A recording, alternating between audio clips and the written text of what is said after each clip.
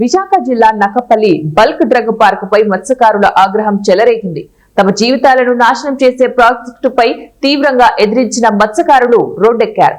రాజయ్యపేట చుట్టుపక్కల గ్రామాల నుంచి భారీ సంఖ్యలో మత్స్యకారులు, మహిళలు, యువత నక్కపల్లికి చేరి బల్క్ డ్రగ్ పార్క్ వెంటనే రద్దు చేయాలంటూ ఆగ్రహ నినాదాలతో జాతీయ రహదారిని దిగ్బంధించారు. 4 గంటల పాటు కొనసాగిన ఈ ఆందోళనలో 16వ నంబర్ జాతీయ రహదారి స్తంభించింది. పోలీసులు అడ్డుకునే ప్రయత్నం చేసినా మత్స్యకారులు వెనక్కి తగ్గలేదు. తమ హక్కుల కోసం పోరాడే ప్రజలను నిర్బంధాలు, ఆంక్షలతో అణిచివేయాలనుకోవడం తగదంటూ ఆగ్రహం వ్యక్తం చేశారు. ఉమాదేవి చుట్టూరు కూడా ఆర్మెంట్స్ కూడా చూడకంటే ఇంటి చుట్టూ పోలీసులు బంధించారు. వాళ్ళిద్దరిని విడుదల చేసే వరకు మేము ఈ ధర్నా ఇలా సాగితేనే ఉంటుంది.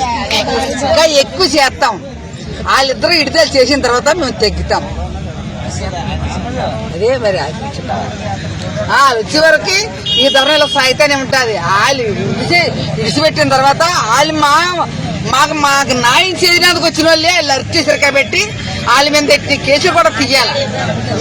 వాళ్ళు మాకు మాట్లాడి ఏదైనా తెలియక మాకు ఏ బాబో ఏ తెల్లి వచ్చి సాయం చేస్తుంది. కానీ సాయం చేసిన వాళ్ళు కూడా వీళ్ళు బంధించేస్తారు. ఆ బంధించేసిన వాళ్ళ మీద కేసులు అలా విడుదల అయిన తర్వాత వీళ్ళు ఎలా చెప్తే మేము అలా ఒప్పుకుంటాం.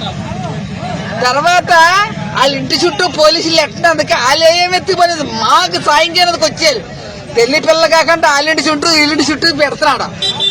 మరి అనితే మరి ఏం చేయాలని ఉందో అప్పలరాజుని ఉమాదేవి విడిచిపెట్టే వరకు మేము ఇంకా ఎక్కువ నేనేమన్నా టెర్రరిస్ట్ నా ఉగ్రవాదినా? ఎందుకంటే మీరు ఇక్కడ ఎంఆర్ఓగా చేశారు, ఇప్పుడు ఆర్టీఓగా చేస్తున్నారు. ఏ రోజైనా మీ దగ్గర కానీ పోలీసు వారి దగ్గర కానీ మిస్బిహేవింగ్ ఏమైనా చేసావా? మిమ్మల్ని తిట్టడం కానీ కొట్టడం కానీ పోలీసు వారిని కానీ ఎవరైనా నేనేమో ఉగ్రవాదులవా? గత 8 రోజులుగా ఇంటి దగ్గర ఎందుకు పోలీసులు పెట్టాలి? మా ఇంటి దగ్గర కాదు, ఇవాళ వేశ్వరామకృష్ణ గారిని అరెస్ట్ చేశారు, సేర నరసింహ గారిని అరెస్ట్ చేశారు.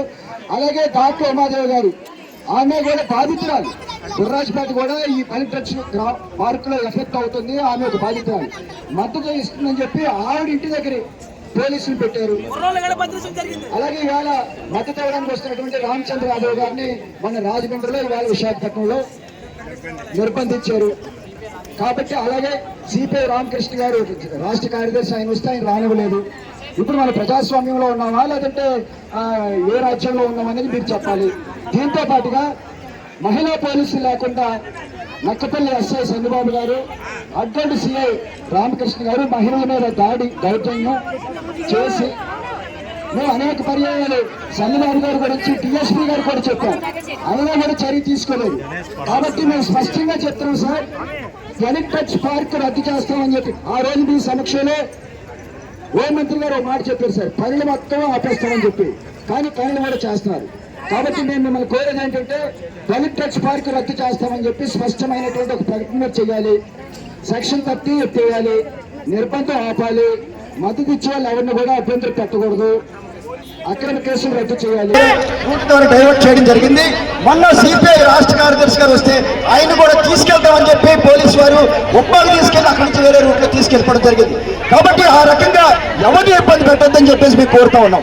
రెండోది 29వ తేదీన హోంమంత్రి గారు వచ్చినప్పుడు చాలా స్పష్టంగా చెప్పారమ్మా, ఇక్కడ బల్క్ డ్రగ్స్ పనులన్నీ కూడా ఆపిస్తామని.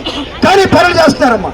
కాబట్టి మేము కోరేది ఏంటంటే బల్క్ డ్రగ్స్ రద్దు చేయాలి, పనులన్నీ కూడా నిలుపుదల చేయాలని చెప్పేసి కోరుతున్నామమ్మా. దీంతో పాటుగా మేము పోలీసు వారికి పర్మిషన్ పెట్టాము ఆగస్టు 14వ తేదీని. పర్మిషన్ ఇవ్వలేదు, 35వ తేదీనమ్మో రిజెక్ట్ చేస్తూ లెటర్ ఇచ్చారు. మేము టెంట్ వేసుకున్నాం, టెంట్ మీదకి కారు ఎక్కించారు. సరే పోలీసు వారు పర్మిషన్ లేదు కాబట్టి వాళ్ళు ఏదో చేశారని చెప్పేసి మేమేం అనుకోలేదు. ఎండలో మండు టెండలో గొడుగులు వేసుకొని ధర్నాలు చేసామమ్మా. ఎండలో వానలో చివరికి ఎస్పీ గారు స్పందించి మానవత్వంతో స్పందించి మమ్మల్ని ఏదో చేసుకోవడానికి తమరు అవకాశం కల్పించారు. ఆ రకంగానే శాంతియుతంగా కార్యక్రమం చేస్తున్నాం. కాబట్టి పెట్టినటువంటి కేసులన్నీ కూడా రద్దు చేయాలని చెప్పేసి కోరుతున్నాం. మాదొకటి. రెండోది ఫైనల్ గా ఇక్కడ నక్కపల్లి ఎస్ఐ గారు ఉన్నారమ్మా. ఆయన చాలా దురుసుగా, చాలా దారుణంగా మహిళలపై దాడి చేసి మగవాళ్ళని కొట్టి ఇవాళ సిఐ అడ్డంటి సిఐ రామకృష్ణ గారు కూడా ఒక పోలీస్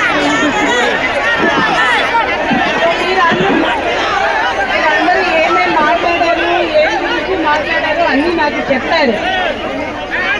నేను మీ కలెక్టర్ని కదా, అందరికీ నమ్మకం ఉందా లేదా?